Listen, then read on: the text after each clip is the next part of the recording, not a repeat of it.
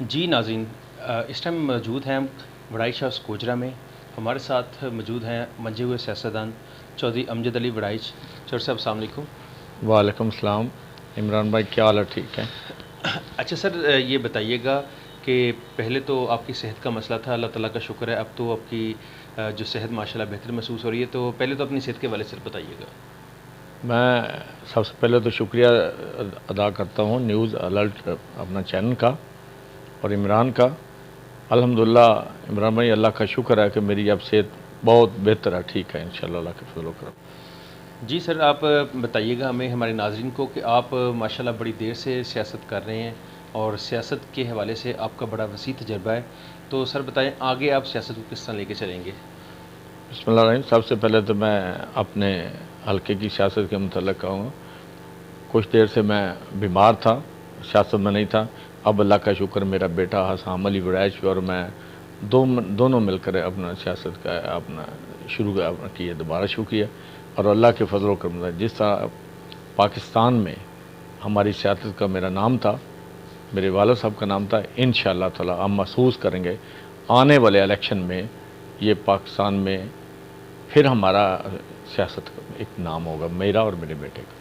بالکل صحیح. اچھا سر بتائیے گا کہ مخالفین جو ہے وہ آج بھی یہ سمجھتے ہیں کہ آپ جو ہیں سیاست میں ہمارا جو مقابلہ ہے وہ امجد علی وڑائچ صاحب کے ساتھ ہے. تو اس حوالے سے آپ نے ماشاءاللہ اپنے دورے جو ہے تھا اس میں آپ نے ڈیولپمنٹ کے لحاظ سے بہت جو زیادہ کام کیے ہیں، لوگ اس کو آج بھی تسلیم کرتے ہیں. تو سر یہ پہلے تو آپ بتائیے گا کہ یہ ڈیولپمنٹ کے حوالے سے تھوڑا سا آگاہ کیجیے گا. جس طرح سیاست میں آپ نے کہا نا کہ الحمدللہ میں کہوں گا گوجرے میں بہت بڑے سیاستدان تھے جن کا سیاسی طور پہ، جن میں حمزہ صاحب کا نام تھا، اپنا چودھری قاسم مرحوم کا نام تھا، ملک خالد کا نام تھا، اپنا سر مہدی شاہ کا نام تھا. لیکن الحمدللہ آج سیاست میں اپنا وڑائچ اپنا خاندان کا ایک نام ہے. اور اللہ کے فضل ہم نے نچلی سطح سے مطلب کہ ایک متوسط طبقے سے ہم نے سیاست میں شروع کی تھی اور الحمدللہ آج پاکستان میں ہمارا ایک نام ہے. جی سر بتائیے گا کہ جو ہے آپ کے جو مخالفین ہیں انہوں نے کل ایک پریس کانفرنس کی ہے. انہوں نے پریس کانفرنس کے اندر جو ہے وہ کچھ سوالات اٹھائے ہیں. ان کا یہ کہنا تھا کہ آپ نے جو کلاشنکوف کلچر کو متعارف کروایا. تو اس حوالے سر آپ کا کیا کہنا ہے؟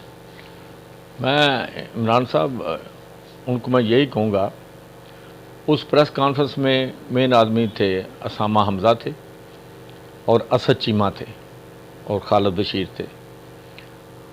تو اسد چیمہ نے یہ کلاشنکوف کلچر کی بات کی کہ یہ کلاشنکوف کلچر ڈیولپ کر رہے ہیں. میں تمام لوگوں کو بتانا چاہتا ہوں، اسد چیمہ کو دوسروں کو تو نہیں پتہ، اس کو سمجھ آنی چاہیے کہ میرے والد کو کن لوگوں نے مرڈر کروایا تھا. اس میں اسد چیمہ سے پوچھیں کہ آپ کے والد اس میں نہیں تھے پرچے ایف آئی آر میں، آپ کے ماموں جو تھے وہ ایف آئی آر میں نہیں تھے. تو جس کے باپ کو مرڈر کر دیا جائے اور اس علاقے میں بدماشی کے خلاف اپنا شرافت کے خلاف انہوں نے اپنا مرڈر کرایا تھا، تو ہمارے ہاتھ میں پھر کلاشنکوف ہی ہونی تھی اور کیا چیز ہونی چاہیے تھی. اور الحمدللہ ہم کہہ سکتے ہیں کہ آج گوجرا میں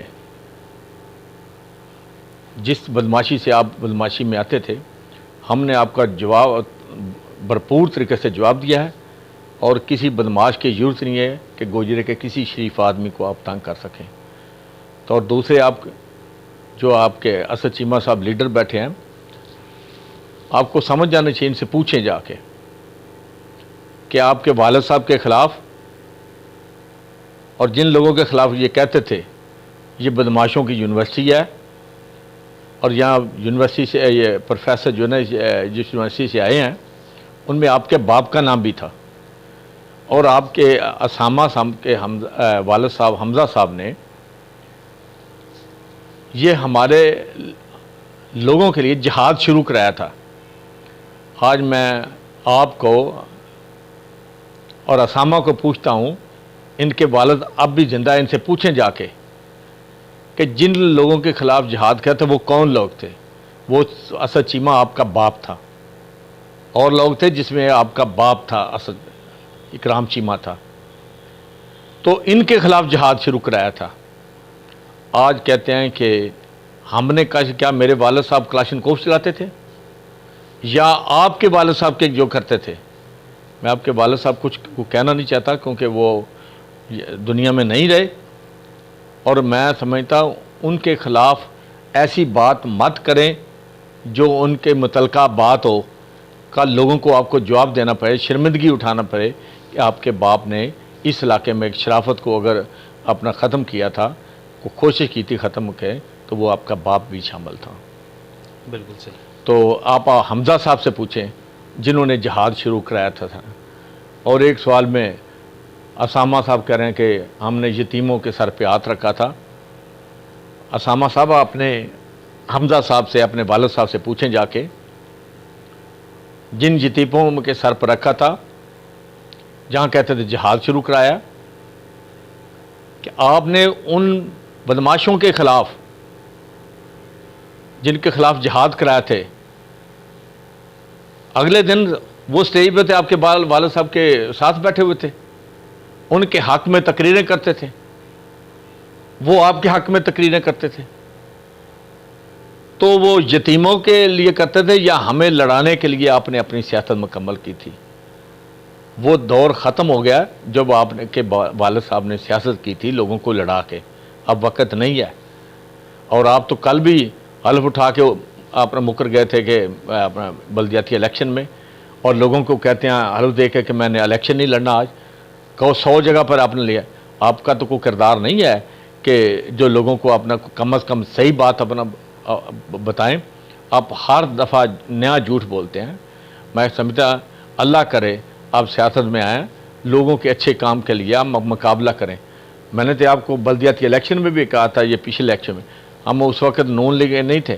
آپ کے وہ انکل ہی ہیں اسلام صاحب، جن کو میں نے کہا تھا اسامہ کو بلائیں اور ان کو کہیں کہ ہم بلدیہ میں کام کرنے لگے، ہمارے ساتھ آ کے مل کر کریں.